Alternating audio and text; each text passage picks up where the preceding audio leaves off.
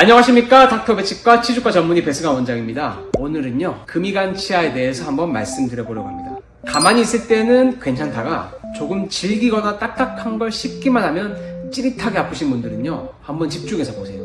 간헐적으로 씹을 때마다 불편한 분들, 그리고 치과에 갔더니 금이 갔다고 진단을 받으신 분들이 바로 이 영상을 보고 계실 겁니다. 치과에 갔더니 지켜보자고 하는 경우도 있고, 신경치료하고 크라운을 씌우자고 드는 분들도 계실 겁니다. 심하면 발치까지도 해야 할 수 있는 이 무서운 병, 바로 크랙, 이 금이 간 치아에 대해서 지금부터 한번 설명해 드리겠습니다. 치아에 금이 가게 되면 어떤 증상이 나타날까요? 첫 번째로는요, 음식을 씹을 때 찌릿한 통증이 발생하게 됩니다. 항상 아픈 게 아니라 어느 한 포인트로 씹을 때 통증이 발생하게 됩니다. 찌릿하면서 뭔가 불편하죠. 이 무른 음식은 괜찮은데 질기거나 단단한 음식을 먹게 되면 한 번씩 불편하게 됩니다. 이 불편해서 반대쪽으로 씹게 되면 증상이 또 완화되기도 하죠. 그렇게 또 이상 없다고 생각하고 또 씹다 보면 어느 순간 또 불편감을 느끼게 됩니다. 이 두 번째는요, 아프다가 안 아프다를 반복하게 됩니다. 간헐적으로 통증이 발생하는 게 특징인데요, 씹을 때 아프다가도 또 일정 기간 시간이 지나면 불편감이 사라지기도 하죠. 그러다가 또 어느 순간 찌릿하거나 시큰한 통증이 발생해서 씹는데 두려움이 생기게 됩니다. 이렇게 몇 개월을 불편하게 지내다가 치과에 오시는 분들이 아주 많습니다. 세 번째는요, 차거나 뜨거운 온도에 반응을 하게 됩니다. 찬물이나 뜨거운 물을 마시거나 음식을 씹을 때도 반응이 있게 되죠. 다만 이 정도 온도에 반응이 있을 정도라면 금이 많이 갔을 가능성이 높습니다. 네 번째로는요, 정말 금이 심하게 갔다면 손가락으로 두드려도 불편할 수 있습니다.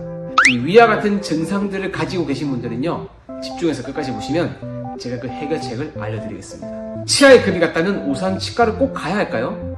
당연합니다. 씹는 행복이 얼마나 소중한데 평생 이렇게 지낼 수는 없잖아요.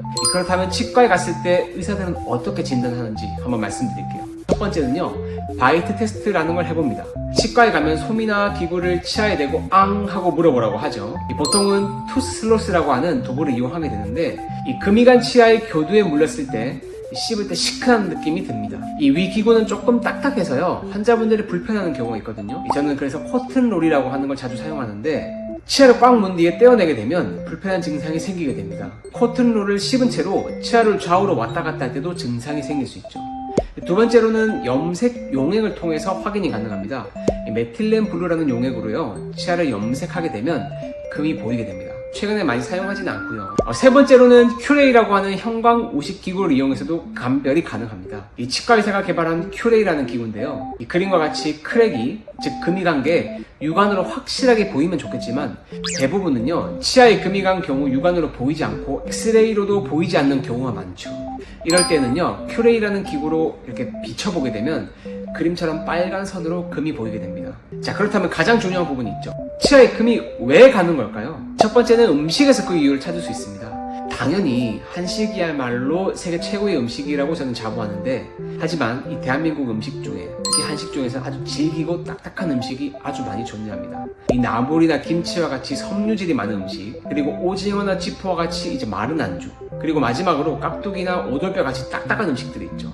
그 외에도 얼음 깨먹는 걸 좋아하시는 분들 뜨끔하시죠? 이런 분들이 바로 조심해야 될 분들입니다.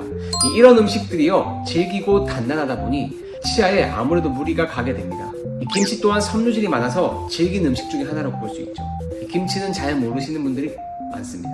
두 번째로는요, 이갈이나 이악물기 등 나쁜 구강 습관에서 그 이유를 찾을 수 있는데요, 현대사회로 오면서 스트레스가 가중되기 때문에 이갈이나 이악물기 습관이 많습니다. 그래서 턱관절 장애 환자분들이 많아졌죠. 이 또한 치아에 무리를 주게 되는데요, 특히 긴장하게 되면은 이를 꽉 무는 경우가 많죠.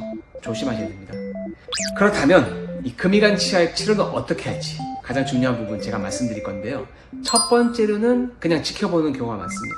증상이 미미하고요, 환자의 씹는 힘이 약하시다면 일시적으로 불편한 경우가 많기 때문에 지켜보기도 합니다. 두 번째로는 크라운 보철을 하게 되는데, 금이 가면 치아를 보호하는 개념으로 크라운 보철을 해주게 되죠.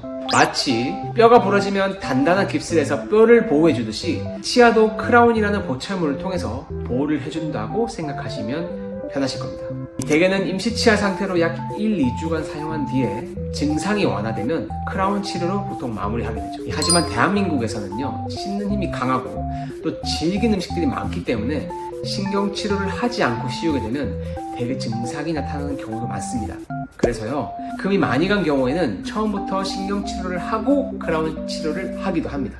세 번째로는요, 발치하고 임플란트를 하는 경우인데요. 당연히 임플란트를 하지 않고 이를 살리는 것이 첫 번째로 해야 할 방법이겠지만, 뿌리까지 금이 가거나 신경치료 및 크라운 보철 치료를 했음에도 불구하고 증상이 호전되지 않는 경우에는 발치를 하게 됩니다. 발치는 치주과 전문의인 저도 좋아하지 않는 진료지만요, 여기까지 왔다면 더 이상 손쓸 방법은 애석하게도 없습니다. 뼈는요, 재생을 하는 세포가 많이 존재합니다. 이 뼈에 금이 가도 그 부분에 있는 뼈가 재생을 하게 되죠. 하지만 치아는 세포수가 적다 보니 잘 붙질 않습니다. 게다가 뼈는 부러지면 깁스를 해서 쉬는 시간을 주게 되는데, 이 치아는 계속해서 음식을 먹어야 하는 숙명을 타고나다 보니까 금이 잘 붙질 않습니다. 물론입니다. 이갈이나 이약물기 습관이 있으신 분들은요, 특히 더 도움이 됩니다. 음식 조절은 스스로 가능하지만 이 악무는 습관과 이갈이 습관은 스스로 통제가 불가능한 경우가 많기 때문에 힘을 조금 줄여주는 효과가 있죠. 자, 제가 결론을 한번 말씀드릴게요. 이 금이 한번 가버리면요, 어느 정도 치아의 수명이 짧아졌다고 생각하면 됩니다. 우선 금이 가지 않게 최대한 관리를 잘하고요, 또 미리미리 치과 검진을 통해서 대비를 하는 게 가장 중요합니다. 이상 치주과 전문의 닥터패치과 대표 원장이었습니다. 또 좋은 소식으로 찾아오겠습니다.